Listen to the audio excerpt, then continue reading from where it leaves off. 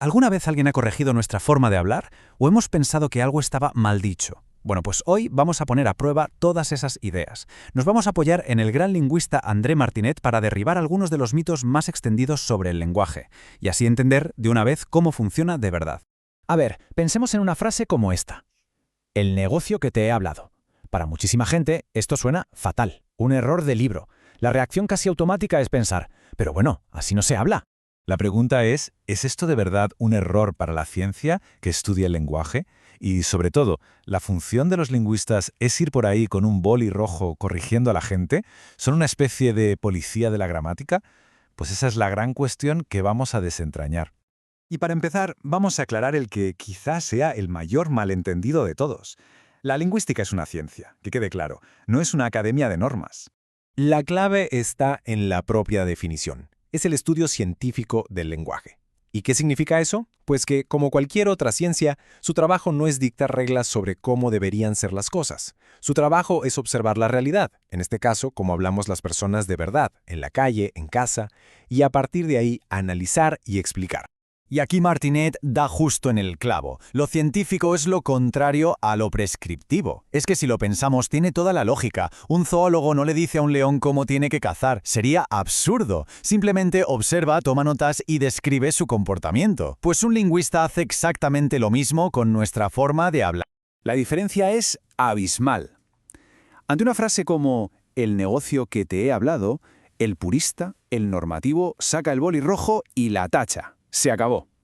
El lingüista, en cambio, saca la lupa y se pregunta, oye, ¿quién usa esta construcción? ¿En qué zonas geográficas? ¿Es algo más de gente joven o mayor? ¿Por qué se ha extendido? Uno juzga y condena, el otro observa e investiga. Venga, vamos con el segundo gran mito. Este es uno que tenemos metido en la cabeza desde el colegio. La idea de que la lengua de verdad, la buena, la correcta, es la que está escrita en los libros.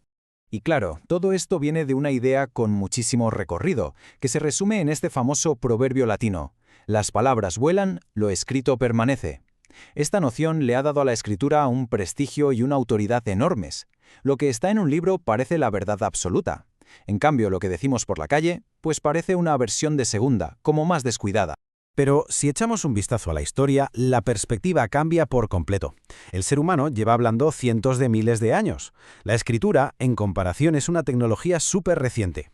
Y ya no hablemos de la capacidad de grabar la voz. Eso es de anteayer, como quien dice. Aquí está el punto fundamental. El lenguaje humano es, por naturaleza, sonido. Es voz.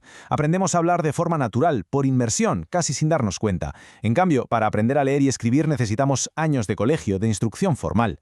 La escritura no es el lenguaje, es una tecnología para representarlo. Es como la música. La música no son las notas en el pentagrama. El pentagrama es un código para poder reproducir la música. Por eso, para un lingüista, el objeto de estudio principal, el lenguaje en su estado puro, es siempre la lengua hablada. Vale, de acuerdo. La lingüística describe lo que se habla. Entendido. Pero entonces, ¿qué es el lenguaje desde este punto de vista científico? Vamos a definirlo bien. Lo primero es que, a diferencia de respirar, que es algo que nuestros pulmones hacen de forma innata, el lenguaje no es la función principal de ningún órgano.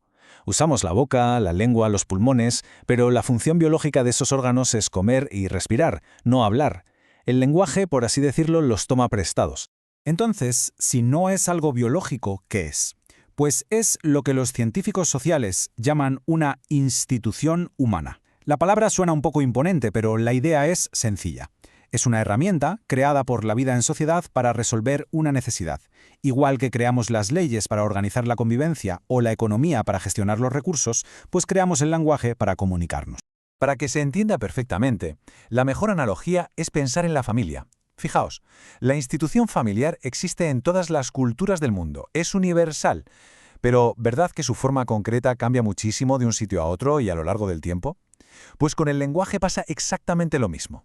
Todos los grupos humanos tienen lenguaje, pero hay miles de lenguas diferentes y todas, sin excepción, están cambiando constantemente. Y como toda buena herramienta, el lenguaje tiene varias funciones. Nos sirve de soporte para pensar, para la expresión personal o incluso para crear belleza, como en la poesía. Pero sin ninguna duda, su función principal, la que lo mantiene en pie, la que hace que no se desmorone, es la comunicación. La necesidad de entendernos unos a otros es el verdadero motor que hace que todo esto funcione. Y esto nos lleva de cabeza al último mito que vamos a desmontar hoy. Esa idea tan extendida de que una lengua es, en el fondo, un diccionario enorme, una lista de palabras para nombrar las cosas del mundo. Es la idea más intuitiva que se nos puede ocurrir, ¿verdad? Vemos una cosa, buscamos en nuestra cabeza la etiqueta que le corresponde y la decimos, caballo. Y aprender otro idioma sería simplemente aprenderse una lista nueva de etiquetas para las mismas cosas. Horse, cheval, ferd. Suena muy sencillo, ¿no? Pues va a ser que no. Esa idea tan simple se hace añicos en cuanto la analizamos un poco. ¿Dónde deja la pronunciación, el acento, la entonación y, sobre todo, dónde deja la gramática? Si el lenguaje fuera solo una lista de etiquetas, diríamos cosas como caballo, grande, blanco, correr rápido. Pero no hablamos así. Decimos, el caballo grande y blanco corre rápidamente. El lenguaje no es un saco de palabras, es un sistema complejo de engranajes, una máquina de precisión. Entonces, después de haber desmontado todos estos mitos, ¿con qué nos quedamos? Pues nos quedamos con una forma de ver el lenguaje mucho más científica, más rica y, bueno, mucho más apegada a la realidad. Vamos a resumir las ideas clave. Primero, la lingüística observa y describe, no juzga ni da órdenes. Segundo, la base de todo, lo fundamental, es el lenguaje que hablamos, no el que escribimos. Tercero, el lenguaje es una institución social, una herramienta viva que cambia y se adapta con nosotros. Y cuarto, y quizá lo más importante, todo este sistema se mantiene en pie gracias a su función esencial, la comunicación. Y todo esto nos deja con una última pregunta para la reflexión.